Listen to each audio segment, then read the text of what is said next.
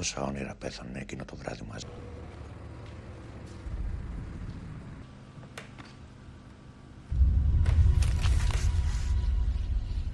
Papa?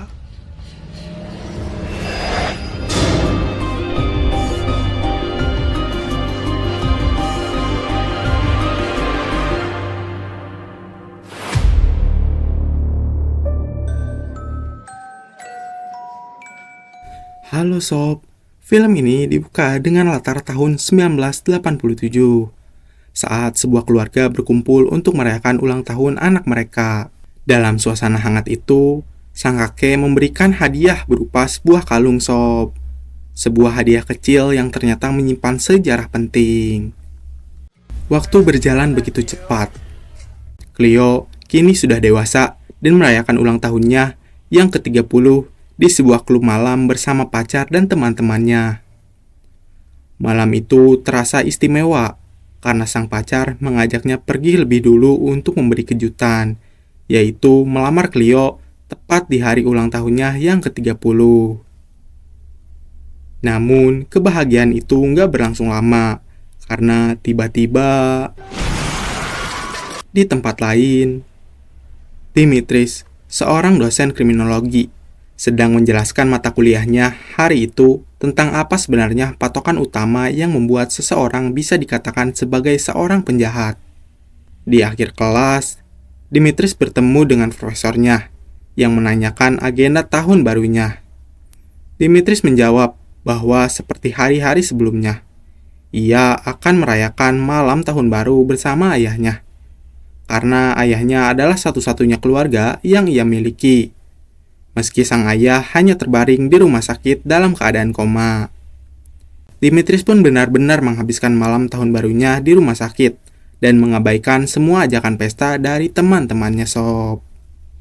Keesokan paginya, Dimitris pergi dari rumah sakit dan akhirnya mengangkat telepon dari temannya, Nikos, yang mengajaknya keluar untuk sekedar menikmati hidup. Menurut Nikos, sejak ayahnya terbaring sakit, Dimitris semakin menghindari keramaian. Sore harinya, saat dia akan kembali ke rumah sakit, Dimitris mendengar berita tentang kematian seorang mantan hakim yang tewas beberapa jam lalu secara tiba-tiba. Polisi menyampaikan dugaan bahwa kematiannya mungkin disebabkan karena tergelincir dari tangga. Ketika Dimitris kembali ke rumah sakit, seorang suster yang selama ini merawat ayahnya, Sophia, mencoba mengajaknya berbincang. Meski Dimitris hanya menanggapi seperlunya. Suster itu mengatakan bahwa ia yakin ayah Dimitris merasa beruntung memiliki anak seperti dirinya, di saat banyak orang lain justru ditinggalkan begitu saja ketika koma. Setelah kematian mantan hakim, pembunuhan kembali terjadi. Kali ini menimpa seorang dokter yang ditemukan tewas di rumahnya sendiri. Hal ini membuat pihak kepolisian menyadari bahwa mereka sedang berhadapan dengan kasus pembunuhan berantai. Karena itu, polisi akhirnya menggandeng Dimitris untuk membantu memecahkan kasus ini, dan Dimitris pun langsung menuju TKP. Di lokasi kejadian, Dimitris diperlihatkan kondisi korban yang ditemukan tewas dengan leher hampir terputus Sob. Selain itu, terdapat sebuah tulisan tersembunyi di bawah karpet ruang kerja korban yang berbunyi, "Katakan apa yang seharusnya, dan jangan dengarkan mereka yang gak seharusnya." Dimitris mencatat seluruh kronologi kematian tersebut secara detail untuk dianalisis lebih lanjut. Setibanya di rumah, Dimitris langsung membedah kasus tersebut. Ia mulai mengumpulkan dan menelusuri seluruh informasi tentang sang dokter, mencoba mencari pola yang mungkin membuat korban menjadi target. Keesokan harinya, Dimitris mendatangi kantor polisi untuk menyampaikan hasil analisis awalnya. Dari pola yang ia temukan, Dimitris meyakini bahwa ini bukan pembunuhan acak, melainkan kejahatan yang sudah direncanakan sejak lama. Keyakinan itu diperkuat oleh pesan yang diselipkan di bawah karpet, serta uang 220 euro yang ditemukan di saku korban dan diletakkan setelah pembunuhan terjadi. Usai urusannya di kantor polisi selesai, Dimitris kembali ke rumah sakit untuk menjenguk ayahnya. Malam harinya, ia pulang ke rumah dan melanjutkan analisis kasus pembunuhan dokter tersebut. Keesokan pagi, Dimitris kembali mengajar di kelas. Lalu setelah itu kembali ke rumah sakit tempat ayahnya dirawat. Saat bertemu dengan kepala kepolisian, Dimitris mendapat penjelasan bahwa tidak ditemukan hal mencurigakan dari latar belakang sang dokter. Bahkan setelah melalui 37 proses interogasi, seluruh saksi memberikan kesaksian yang serupa mengenai sosok dokter tersebut. Selain itu, tidak ada jejak mencurigakan di file pribadinya, termasuk DNA dan TKP benar-benar bersih tanpa petunjuk berarti. Gak lama kemudian, pembunuhan berikutnya terjadi. Kali ini seorang pengacara tewas di sebuah hotel, tepatnya di kamar nomor 220 sob. Seperti sebelumnya, pembunuh kembali meninggalkan pesan yang ditulis menggunakan darah korban dengan kalimat menjemunyikan kebenaran seperti mengubur emas. Temuan ini membuat teka-teki pembunuhan semakin rumit, dan Dimitris pun segera menuju TKP. Dari kasus ketiga ini, Dimitris menemukan kemungkinan bahwa pelaku memiliki latar belakang pembedah anatomi. Lidah korban dipotong, dan terdapat bekas tusukan jarum kecil di leher, yang mengindikasi korban dibius terlebih dahulu sebelum dibunuh. Berdasarkan pola tersebut, Dimitris menyimpulkan dengan yakin bahwa semua pembunuhan ini dilakukan oleh orang yang sama, terlebih dengan kemunculan tanda 220 yang konsisten, meski dalam bentuk yang berbeda. Malam harinya, Dimitris kembali ke rumah dan mulai memetakan seluruh foto korban lengkap dengan tanggal kematian mereka. Penyelidikan menunjukkan bahwa korban dibius dengan dosis kuat, lalu lidah mereka dipotong sebelum akhirnya tewas akibat kehabisan darah. Dimitris juga menyadari bahwa seluruh kutipan yang ditemukan di TKP berasal dari teori Pythagoras. Mendengar itu, kepala kepolisian tiba-tiba teringat pada sebuah kasus bunuh diri seorang ahli bahasa yang pernah ia tangani, yang juga memuat kutipan serupa. Kepala kepolisian kemudian menemukan file kasus tersebut dan menyerahkannya kepada Dimitris. Di TKP, tempat korban ditemukan gantung diri, terdapat tulisan berbunyi, "Semua ditakdirkan untuk mati." Temuan ini membuat Dimitris berpikir bahwa ada keterikatan pola dengan kasus bunuh diri tersebut. Petunjuk lainnya muncul dari jam tangan korban yang berhenti tepat di waktu 2:20. Tiba-tiba, Dimitris menerima telepon dari rumah sakit yang mengabarkan kondisi ayahnya. Dokter menyarankan agar Dimitris mulai mengikhlaskan, karena secara medis sudah tidak ada lagi yang bisa dilakukan dan sang ayah hanya bertahan dengan bantuan alat. Namun Dimitris dengan tegas menolak saran tersebut dan tidak ingin menyetujuinya. Beberapa hari kemudian, di tempat lain, kepala kepolisian menemui profesor untuk membahas perkembangan kasus pembunuhan berantai yang tengah ia selidiki bersama Dimitris. Ia menanyakan keberadaan Dimitris yang belakangan jarang terlihat. Profesor itu menjelaskan bahwa Dimitris sedang mengalami masa sulit karena kondisi ayahnya yang semakin memburuk. Dari percakapan ini, terungkap bahwa ayah Dimitris adalah korban tabrak lari. Dan hingga kini pelakunya tidak pernah ditemukan. Τραγική ιστορία, αγαπητέ μου. Πριν από 4 χρόνια τον παρέσυρε ένα αυτοκίνητο. Dimitris kembali ke kampusnya, menelusuri berbagai referensi buku, sambil terus berusaha memecahkan kasus yang kini terasa semakin rumit. Ia membuka kembali setiap kasus, mencoba memahami motif di balik pembunuhan, serta mencari pola yang bisa mengarah pada identitas pelaku. Dimitris membaca, menganalisis, dan mencatat setiap kejanggalan tanpa mengenal waktu sob. Saat Dimitris pulang ke rumah, ternyata Nikos menghampirinya secara tiba-tiba. karena Dimitris sulit dihubungi dan selalu menolak ajakan untuk bertemu. Di sana, Dimitris akhirnya menceritakan soal kondisi ayahnya, yang menjadi alasan utama mengapa ia menghilang dari banyak orang. Keesokan harinya, Dimitris menemui kepala kepolisian dan menyampaikan kesimpulannya bahwa motif pembunuhan ini adalah sebuah hukuman. Menurut Dimitris, para korban telah melakukan ketidakadilan dan pelaku membalas dendam dengan caranya sendiri. Semua pesan yang ditinggalkan merupakan bentuk kritik terhadap mereka yang tidak menjalankan tugasnya secara jujur dan adil. Hal ini diperkuat oleh kasus pengacara yang sepanjang karirnya kerap menangani perkara besar dan membela pihak yang bersalah. Dimitris juga menegaskan bahwa kematian mantan hakim itu bukan sekedar kecelakaan biasa. Τι μωρή. Ο δολοφόνος είναι μεθοδικός και υπομονετικός. Mendengar hal tersebut, kepala kepolisian kembali membuka catatan kasus kematian mantan hakim. Mereka meneliti ulang seluruh foto dengan lebih detail, lalu pergi mengunjungi rumah korban untuk berbicara dengan suaminya.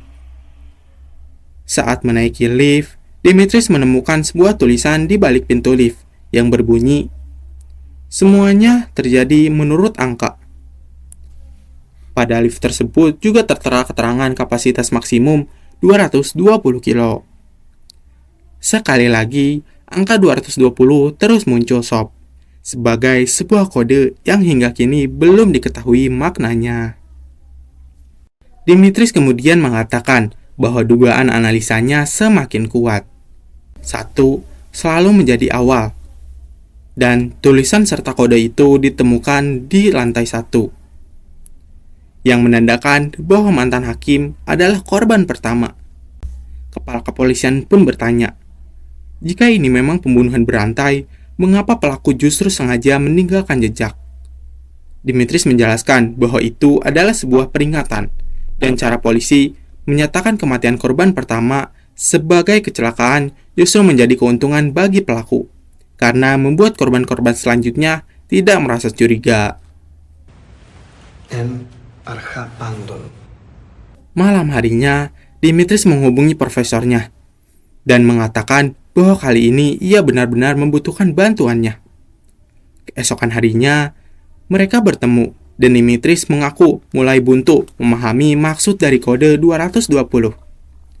Sang profesor kemudian menyarankan agar Dimitris menghadiri sebuah seminar yang dibawakan oleh salah satu ahli matematika terhebat, yang tidak hanya membahas angka, tapi juga teori-teori perkembangan angka di dunia.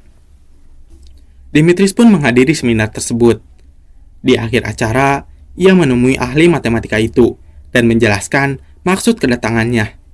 Dimitris mengatakan bahwa ia ingin bertanya soal teori matematika yang berkaitan dengan angka 220, karena angka itu berhubungan langsung dengan kasus kriminal yang sedang ia tangani.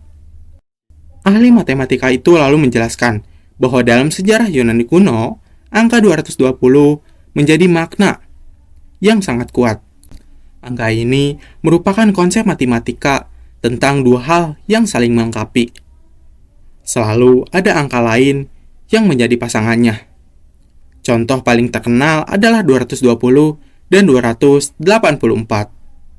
Jika seluruh faktor pembagi 220 dijumlahkan, hasilnya adalah 284. Dan hal yang sama juga berlaku sebaliknya.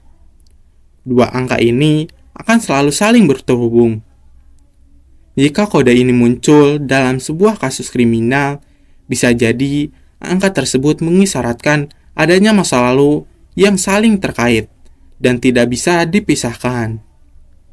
Di tempat lain, kepala kepolisian mendatangi ayah dari sang ahli bahasa untuk mencari informasi lebih lanjut.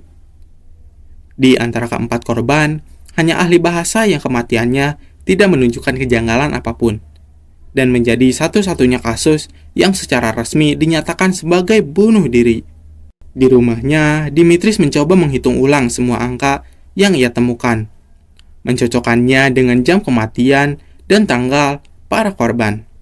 Tidak lama kemudian, kepala kepolisian datang dan menyampaikan bahwa arah penyelidikan kini mengarah pada sebuah kasus lama, yaitu tabrak lari yang menewaskan Cleo pada tahun 2007 silam.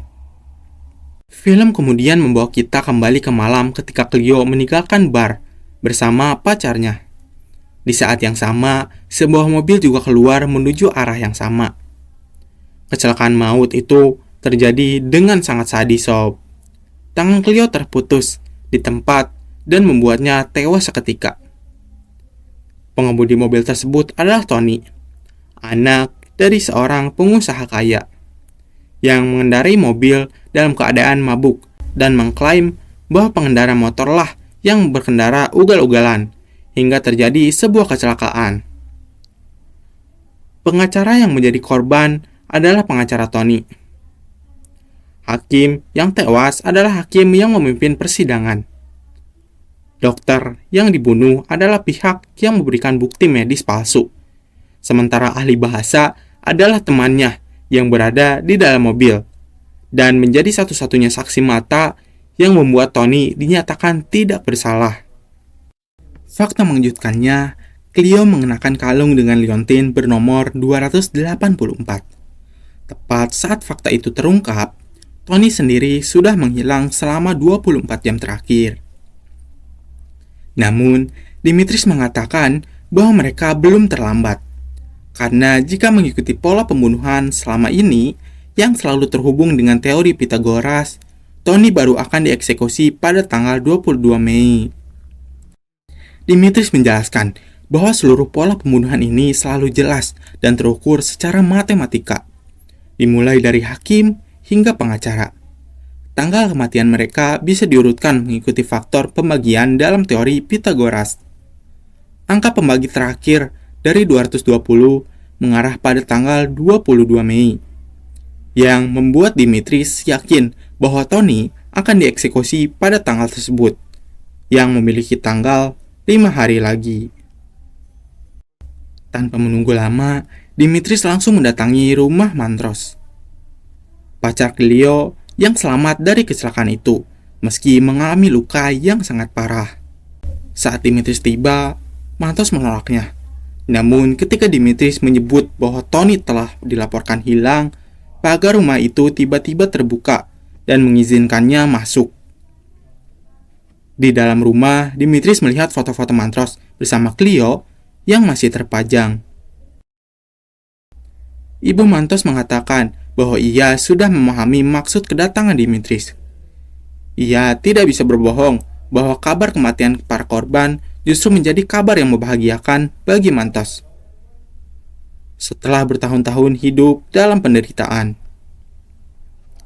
Dimitris kemudian bertemu Mantros dan mengatakan bahwa dia sedang menyelidiki rangkaian pembunuhan yang berkaitan dengan kecelakaan pada tahun 2007. Namun Mantros bersikeras bahwa tidak ada pembunuhan karena semua kematian itu telah dinyatakan resmi oleh polisi. Dimitris pun langsung menanyakan apakah Mantros adalah pelakunya.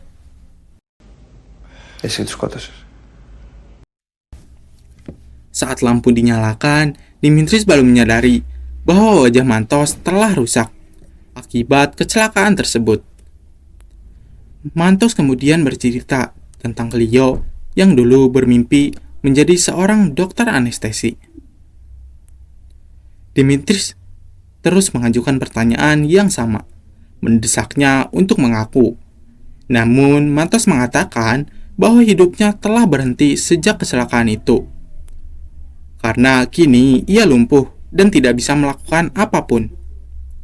Di akhir, Mantros justru berkata bahwa ia ingin mencium tangan orang yang membunuh mereka semua, karena ia sendiri tidak mampu melakukannya. Φέρτον μου εδώ να του φιλήσω τα χέρια. Keesokan paginya, profesor memarahi Dimitris karena mendatangi rumah tersangka tanpa izin kepolisian.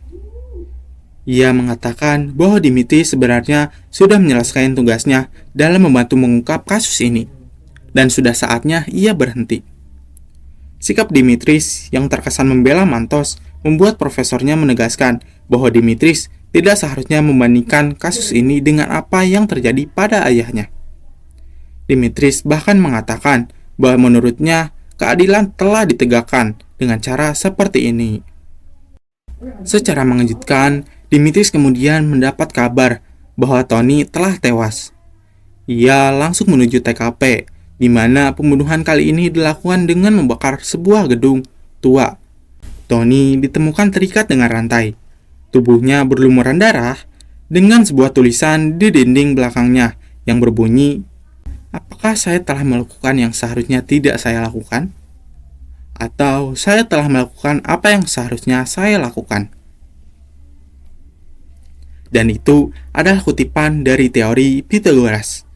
Polisi juga menemukan suntikan anestesi pada tubuh Tony, dengan jenis anestesi yang berbeda-beda di setiap korban, serta potongan plat nomor bertuliskan angka 220.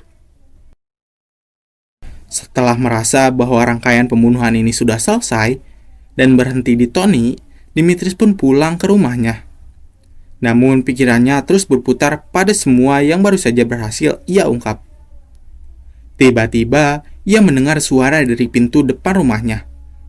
Saat ia mengecek dan kembali ke ruang kerjanya, ia melihat sosok seseorang di kursi roda. Dimitris mengira itu adalah ayahnya. Namun ternyata semua itu hanyalah bagian dari mimpi buruknya sob. Dimitris pergi ke pemakaman dan mengunjungi makam Cleo. Di sana, ia melihat kalung milik Cleo dengan liontin bernomor 284. Setelah itu, Dimitris kembali menemui profesornya dan mengatakan bahwa ia merasa kasus ini belum benar-benar selesai baginya. Ia merasa kini telah mengetahui seluruh kebenaran di balik peristiwa ini. Namun, sang profesor mengatakan bahwa ia hanya tidak ingin Dimitris terseret lebih jauh dan berada dalam bahaya. Karena bagi dirinya, Dimitris sudah seperti anaknya sendiri. Malam harinya, Dimitris kembali mendatangi makam Cleo dan menunggu seseorang yang ia yakini akan datang ke sana. Dugaan itu terbukti benar. Seseorang itu benar-benar muncul dan menyatukan liontin kalung bernomor 220 dengan liontin 284 milik Cleo. Dimitris pun menghampirinya, dan sesuai dugaannya sejak awal sob, pembunuhnya adalah seorang perempuan, dan dia adalah sahabat Cleo sendiri.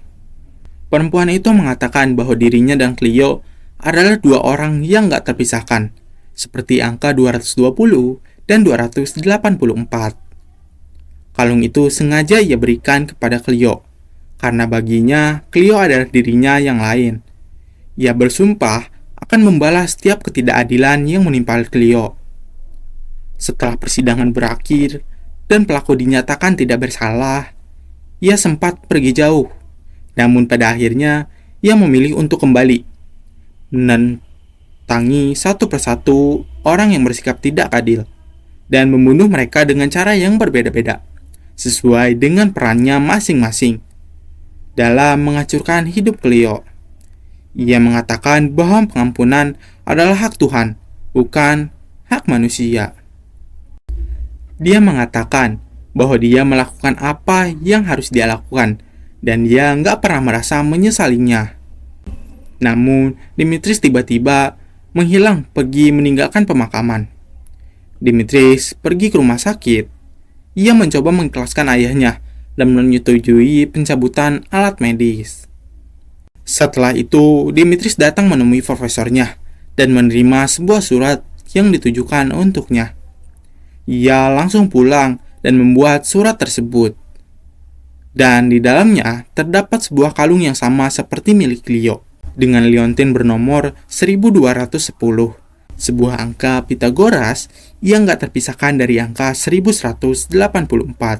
Sebuah penanda bahwa penyelidikan ini mungkin telah selesai, tapi jejaknya jelas masih tertinggal. Dan film ini pun berakhir.